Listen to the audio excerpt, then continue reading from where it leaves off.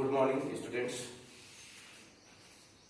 पिछले टर्न पर आपने गॉस प्रमेय के बारे में पढ़ा था। गॉस प्रमेय जो कि ये कहता है कि किसी भी बंद पृष्ठ से बद्ध, अगर वो पृष्ठ निर्वात में हो तो किसी भी बंद पृष्ठ से बद्ध वैद्युत फ्लक्स उस पृष्ठ से घिरे कुल आवेश का 1/ε0 गुना होता है। अर्थात शब्दों में अगर बात करें तो आप ऐसे लिख सकते हैं कि फाई बराबर surface integration E dot D A, जो कि बराबर होगा 1/ε0 इंटू सिग्मा। ठीक है ना। तो सरफेस इंटीग्रेशन के लिए दो नोटेशन हम लोग यूज करते हैं। अगर पृष्ठ बंद है तो ये नोटेशन यूज होता है, और अगर पृष्ठ ओपन है तो simple E dot D S आप यूज कर सकते हैं। ठीक। अब देखिए, जो पहला एप्लीकेशन है वो है अनंत लंबाई के एक समान आवेशित रिजु यानी स्ट्रेट यानी सीधे तार के कारण तार के समीप वैद्युत क्षेत्र की तीव्रता। देखिए, इसको निकालने के लिए मान लीजिए ये हमारे पास अनंत लंबाई का एक तार है जो कि धनावेशित है, धनावेश दिखा दिया हमने, अनंत लंबाई है। इस तार के समीप तार से r दूरी पर ये बिंदु P है, तो r इसकी लंबवत दूरी हो गई बिंदु से। बिंदु P पर हमें वैद्युत क्षेत्र की तीव्रता निकालनी है। ठीक।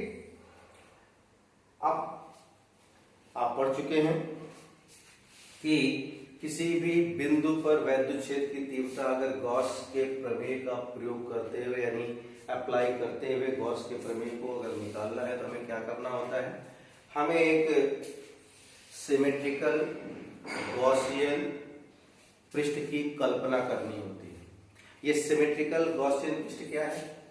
ये एक ऐसा काल्पनिक पृष्ठ होता है जिस पर हम ये मान के चलते हैं कि ये पृष्ठ ऐसा होना चाहिए कि इसके प्रत्येक बिंदु पर वैद्युत क्षेत्र की तीव्रता का परिमाण समान हो और दिशा भी समान होनी चाहिए, तभी सिमेट्रिक बोला जाता है। तो यहाँ पर हमें इस बिंदु P पर वैद्युत क्षेत्र की तीव्रता निकालनी है, तो हम क्या करेंगे, हम इस बिंदु P से गुजरने वाले, हमने क्या किया, एक बेलन की हमने कल्पना कर ली। यानी जैसे मान लीजिए ये तार है अनंत लंबाई का, हमें इस बिंदु P पर तीव्रता निकालनी है, तो हमने क्या किया, एक यहां से लेकर के यहां तक एक बेलन की कल्पना कर ली, ऐसे चार। तो जब बेलन की कल्पना कर लेंगे तो क्या होगा, आप चूंकि ये एक समान रूप से आवेशित अनंत लंबाई का तार है, तो हम कह सकते हैं कि इस तार के कारण इस बेलन के वक्री पृष्ठ के प्रत्येक बिंदु पर, चाहे यहां हो, चाहे यहां हो, चाहे यहां हो, चाहे यहां हो, हर बिंदु पर वैद्युत क्षेत्र की तीव्रता का परिमाण भी समान होगा और दिशा भी किधर की ओर होगी, धनावेशित है यानी त्रिज्यतः बाहर की ओर, यानी त्रिज्या के अनुदिश बाहर की ओर। ठीक। अब देखिए, अब इस मान लीजिए ये बेलन है, तो किसी भी बेलन में देखिए हम बेलन को अलग अलग तीन पृष्ठों में बांट सकते हैं। एक ये वाला समतल पृष्ठ, एक ये समतल पृष्ठ और एक ये वक्री पृष्ठ। तो यहाँ पर हम करेंगे क्या, हम इस समतल पृष्ठ, यहाँ पर हमने मान लिया ये समतल पृष्ठ S1 है, ये S2 है और ये वक्री पृष्ठ S3 है। हम तीनों के लिए अलग अलग वैद्युत फ्लक्स के फॉर्मूले से वैद्युत फ्लक्स की गणना करेंगे और तीनों को जोड़ करके इस गॉसियन बेलनाकार पृष्ठ से गुजरने वाला कुल वैद्युत फ्लक्स निकालेंगे। उसके बाद क्या करना है, उसके बाद गॉस के प्रमेय को अप्लाई करके इस गॉसियन बेलनाकार पृष्ठ से बद्ध वैद्युत फ्लक्स निकालना है। दोनों को हम कंपेयर करेंगे और जब कंपेयर करेंगे तो हमें वैद्युत क्षेत्र की तीव्रता का परिमाण प्राप्त हो जाएगा। ठीक। चलिए आइए करते हैं। तो सबसे पहले हम क्या करेंगे, हमने मान लिया यहाँ पर कि जो तार हमने लिया है अनंत लंबाई का, उसका रेखीय आवेश घनत्व लैम्डा है। रेखीय आवेश घनत्व लैम्डा का मतलब क्या होगा, रेखीय आवेश घनत्व का मतलब होता है एकांक लंबाई पर आवेश की मात्रा। यानी मान लीजिए अगर किसी तार की लंबाई अगर L है और उस तार पर अगर आवेश Q है, तो उस तार की एकांक लंबाई पर आवेश हो गया Q/L, यही कहलाएगा क्या, लैम्डा, यानी रेखीय आवेश घनत्व मात्रक हो जाएगा कूलाम प्रति मीटर। तो इस तार का रेखीय आवेश घनत्व हम लोग मान के चल रहे हैं कितना, लैम्डा। अब देखिए अलग अलग निकालें, तो यहां पर अगर अलग अलग निकालेंगे तो देखिए पृष्ठ जो कि समतल है, तो चाहे तो इसको ऐसे लिख देते हैं, समतल पृष्ठ S1 से बद्ध वैद्युत फ्लक्स। अगर हम इससे बद्ध वैद्युत फ्लक्स φ1 से डिनोट करें तो आप दिखाओगे φ1 बराबर, क्योंकि अलग अलग ले रहे हो तो ओपन पृष्ठ हो गया, और ओपन पृष्ठ हो गया तो आप सिंपल ऐसे कर दीजिए E डॉट ds, ठीक है। और E डॉट ds का मतलब डॉट प्रोडक्ट है, अर्थात आप पढ़ चुके हो डॉट प्रोडक्ट का मतलब क्या हुआ, अलग अलग लिखोगे तो E गुणे ds cos थीटा, जहां थीटा E और ds के बीच का कोण हो गया, तो यहां आ गया E गुणे ds cos थीटा। अब देखिए यार थीटा कितना होगा, यानी E और ds के बीच का कोण कितना होगा, तो देखिए यहां पर क्या होगा, इस तो जब कभी भी किसी भी समतल पृष्ठ से बद्ध वैद्युत फ्लक्स निकालना होता है तो हम क्या करते हैं, यहां हमने डायरेक्ट कर दिया है। पहला स्टेप क्या है, आप क्या करोगे, आप उस समतल पृष्ठ पर एक लघु क्षेत्रफल अवयव लोगे, एक स्मॉल एलिमेंट लोगे, जैसे यहाँ हमने ले रखा है ये स्मॉल एलिमेंट है, मान लीजिए ये है, इसका क्षेत्रफल है ds। तो इस स्मॉल एलिमेंट से बद्ध वैद्युत फ्लक्स क्या होगा, अगर इस स्मॉल एलिमेंट पर वैद्युत क्षेत्र की तीव्रता अगर E हो तो इससे बद्ध वैद्युत फ्लक्स हो जाएगा E डॉट ds। तो संपूर्ण पृष्ठ से बद्ध वैद्युत फ्लक्स के लिए क्या करोगे, आप इंटीग्रेट कर लोगे, तो वही चीज यहाँ डायरेक्ट कर दिया गया, ठीक। अब आइए देखिए इस बिंदु यानी इस स्मॉल एलिमेंट की अगर हम बात करें, लघु क्षेत्रफल अवयव की बात करें, तो इस लघु क्षेत्रफल अवयव पर वैद्युत क्षेत्र की तीव्रता की दिशा किधर की ओर है, क्योंकि धनावेशित तार है, आप पढ़ चुके हैं धनावेश के कारण हमेशा किधर की ओर होती है दिशा, तीव्रता की बाहर की ओर, तो ये त्रिज्या के वजह से बाहर की ओर। जबकि आप पढ़ चुके हैं कि किसी भी समतल पृष्ठ के क्षेत्रफल की जो दिशा है, क्योंकि क्षेत्रफल को हम लोग सदिश राशि मान के चलते हैं, तो क्षेत्रफल की दिशा हमेशा पृष्ठ के अभिलंब किधर की ओर होती है, बाहर की ओर। यानी यहाँ पर इन दोनों के बीच का कोण कितना हो गया, 90 डिग्री, अर्थात थीटा कितना हो गया, 90 डिग्री। तो यहाँ पर आप लिखोगे E गुणे ds cos 90, और cos 90 की वैल्यू 0, यानी ये बराबर हो गया 0, क्योंकि ये पूरा पार्ट 0 हो gया तो कोई इंटीग्रेशन नहीं, डायरेक्ट आप 0 कर सकते हैं, ठीक। इसी प्रकार से अब आइए इस S2 के कारण देख लीजिए, तो समतल पृष्ठ S2 से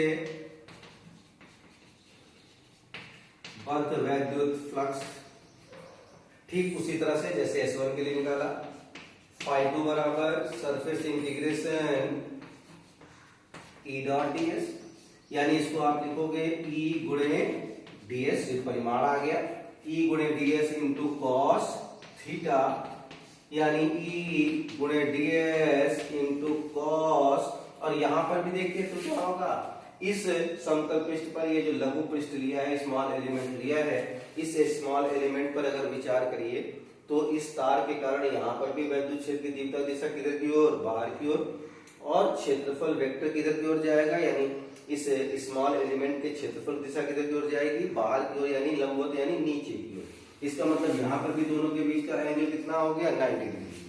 तो cos 90 और cos 90 की वैल्यू 0, ठीक। अब बचा हमारे पास क्या, इस पृष्ठ से निकाल लिया आपने, इस पृष्ठ से निकाल लिया, अब बचा ये वक्री पृष्ठ। अब वक्री पृष्ठ की बात करते, तो देखिए वक्री पृष्ठ यहां पर S3 से डिनोट किया है हम लोगों ने, S3 से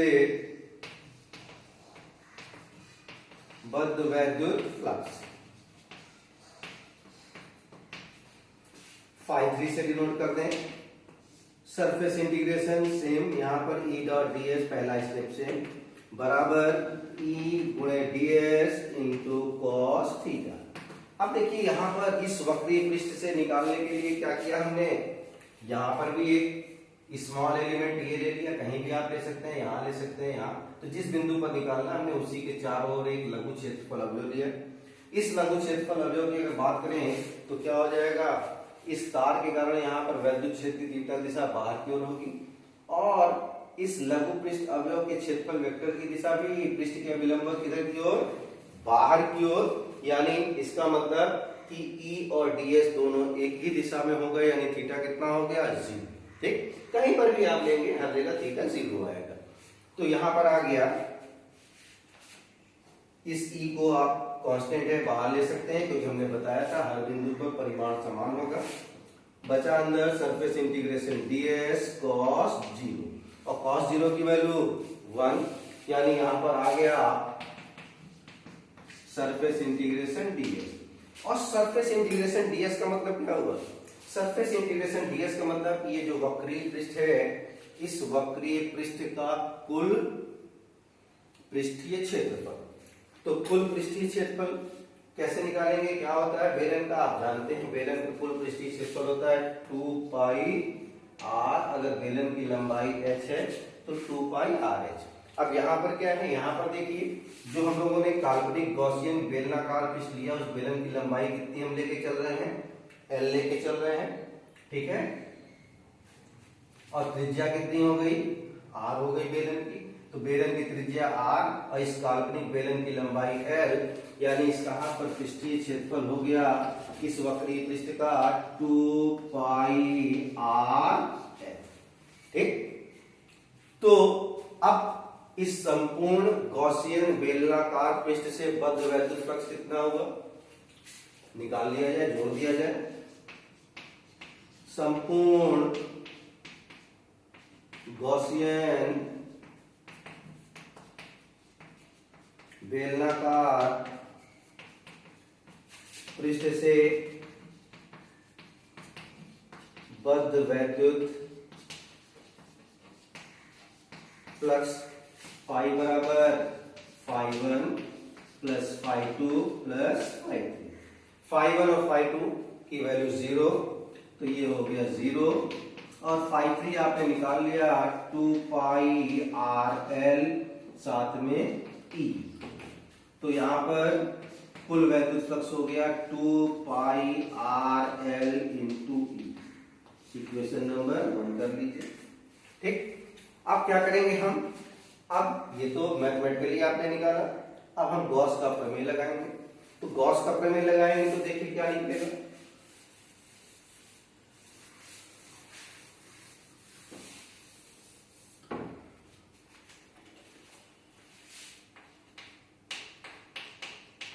गॉस के प्रमेय से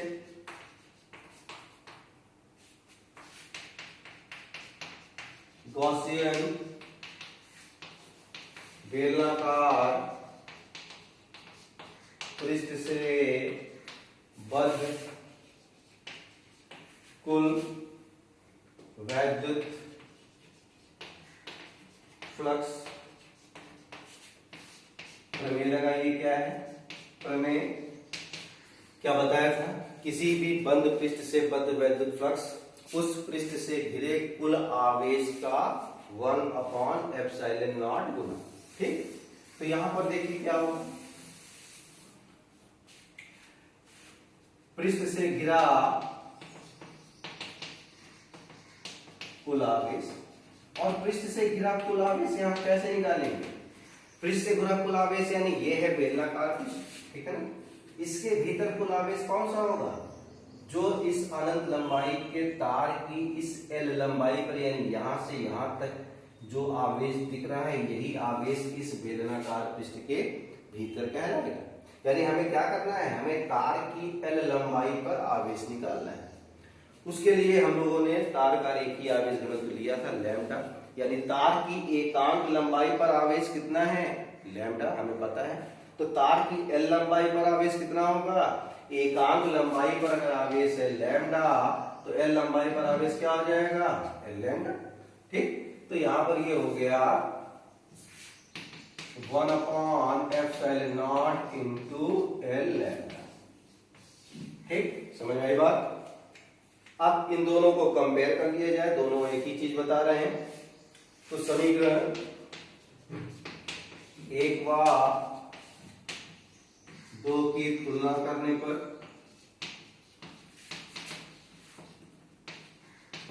क्या मिलेगा? देखो, E गुणे 2 पाई आर एल बराबर 1/ε0 गुणे L लैम्डा